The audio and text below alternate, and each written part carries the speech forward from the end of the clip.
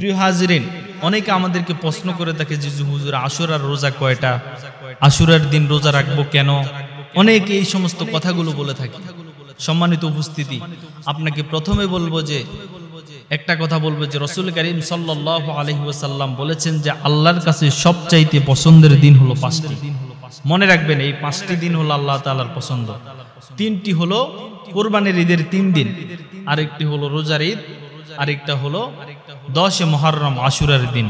সুতরাং হাদিসের মধ্যে আছে এই দিনগুলোতে যদি আল্লাহর কাছে যদি আপনি কিছু চান, আল্লাহ তাআলা রব্বুল আলামিন আপনাকে অবশ্যই সেটা দান করবেন।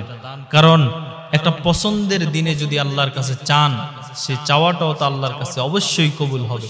এজন্য আশুরার দিন সর্বপ্রথম আমল এর মধ্যে একটা আমল থাকতে হবে যে আল্লাহ তাআলা রব্বুল আলামিনের কাছে যদি কিছু চাওয়ার থাকে আশুরার দিন চাওয়াটা আল্লাহ তাআলার কাছে বেস্ট হবে।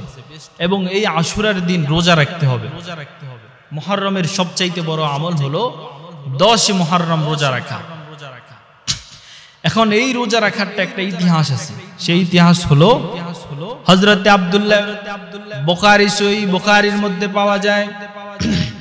হযরত আব্দুল্লাহ ইবনে আব্বাস রাদিয়াল্লাহু তাআলা আনহু বলেন, হযরত আব্দুল্লাহ ইবনে আব্বাস রাদিয়াল্লাহু তাআলা আনহু বলেন, আমি মদিনার মধ্যে আসার পরে দেখলাম যে মদিনার মানুষ, মদিনার মধ্যে খ্রিস্টানরা 10 মুহররম আশুরার দিন রোজা রাখে।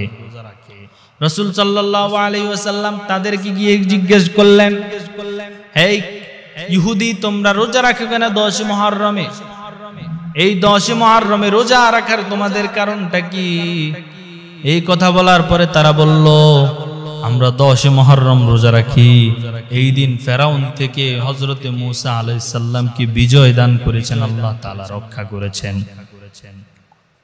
এর কারণ হলো ফেরাউন মূসা আলাইহিস সালামের বাহিনীর উপর হামলা করার জন্য প্রস্তুতি নিচ্ছিলেন, যাচ্ছিলেন। এই সময় আল্লাহ তাআলা রব্বুল আলামিন মূসা আলাইহিস সালামকে নীল নরের মধ্যে একটা গায়েবী রাস্তা বানিয়ে দিয়েছেন। নীল নর সাগরের মাঝখানে একটা গায়েবী রাস্তা বানিয়ে দিয়েছেন। এই রাস্তা দিয়ে হযরত মূসা আলাইহিস সালাম যখন লাঠি ফালানোর সাথে সাথে রাস্তা হলো, রাস্তা দিয়ে পার হলেন। পার হয়ে যাওয়ার পরে ফেরাউন তার দলবল নিয়ে ওই রাস্তা দিয়ে যখন যাচ্ছিল, দুই পাশের পানি এসে অটোমেটিক ফেরাউনকে ওই সময় গাড়িয়ে দেয় এবং মূসা আলাইহিস সালামের উম্মতরা ওই ফেরাউনের যন্ত্রণা থেকে ওই দিন থেকে তারা রক্ষা পায়। এর শুকরিয়া আনতে তারা রোজা রাখে। রাসূল করিম সাহাবীদেরকে বলল, হে সাহাবীরা তোমরা শোনো, তারা মূসা আলাইহিস সালাম মুক্তি পাওয়ার কারণে তারা যদি রোজা রাখে 10 মুহররমে, তাহলে আমরা আরো বেশি 10 মুহররমে মূসা আলাইহিস সালামের জন্য আমাদের আরো বেশি মূসা আলাইহিস সালাম কাছের, মূসা আলাইহিস সালামের উপর রোজা রাখা আমাদের আরো বেশি হক। আর এই 10 মুহররম এমন এমন কাজগুলো হয়েছে, আল্লাহ তাআলা রব্বুল আলামিন অনেক তওবাকারীদেরকেও ক্ষমা করেছেন। সুতরাং 10 মুহররম রোজা রাখবেন। এই 10 মুহররমটা হলো আগামীকাল বুধবার। এই বুধবারে যদি রোজা রাখেন, রোজা রাখতে হলে আপনাকে আগে একটা সিস্টেম করতে হবে। রাসূল সাল্লাল্লাহু আলাইহি ওয়াসাল্লাম ইহুদিদের সাথে না মিলে যায়, এইজন্য 10 মুহররম এবং 11 মুহররম অথবা 9 মুহররম এই 2 দিন রোজা রাখার জন্য বলেছেন। কারণ ইহুদিরা দের সাথে সাদৃশ্য হবে বলে রাসূল বলেছেন যে ইহুদিরা যখন একটা রোজা রাখে, আমরা মুসলমান হিসেবে 2টা রোজা রাখবো, কারণ আমাদের সাথে ইহুদিদের সাদৃশ্য হয়ে যাবে। এজন্য তাহলে ইহুদিরা মনে করবে আমরা তাদেরকে অনুসরণ করছি। এজন্য রাসূল সাল্লাল্লাহু আলাইহি ওয়াসাল্লাম 2টা রোজা রাখার সিদ্ধান্ত নির্দেশ দিয়েছেন। ওই সময় থেকে 10 মুহররম আশুরার রোজা।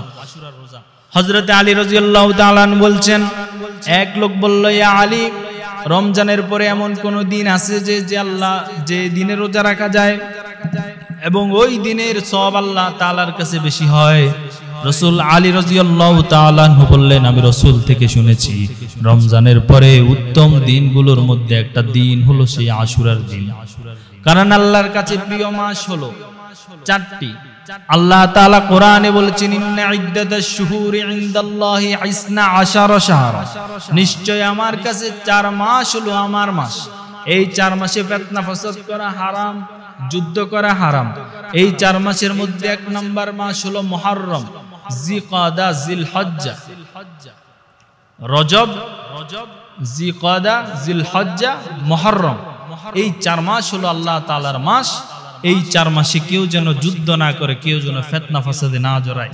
মুহররম মাসের একটি আমলের মধ্যে থাকবে যে এই 4 মাসে কারোর সাথে ফিতনা ফাসাদ করা যাবে না, শত্রুর সাথে আপনার বন্ধুত্ব করে চলতে হবে।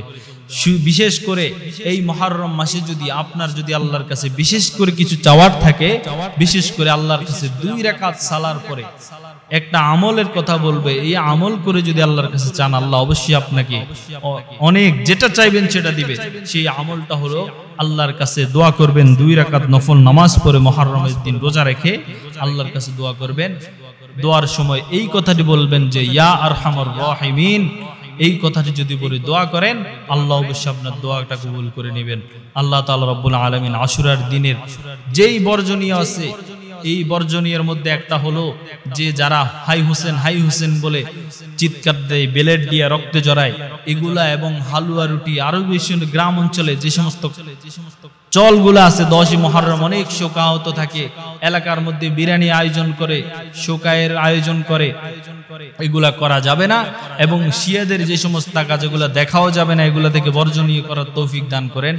এবং আশুরার দিন আল্লাহ তাআলা রব্বুল আল্লাহর কাছে ভালোভাবে ক্ষমা চাইতে পারি। আল্লাহ আমাদের সবাইকে তৌফিক দান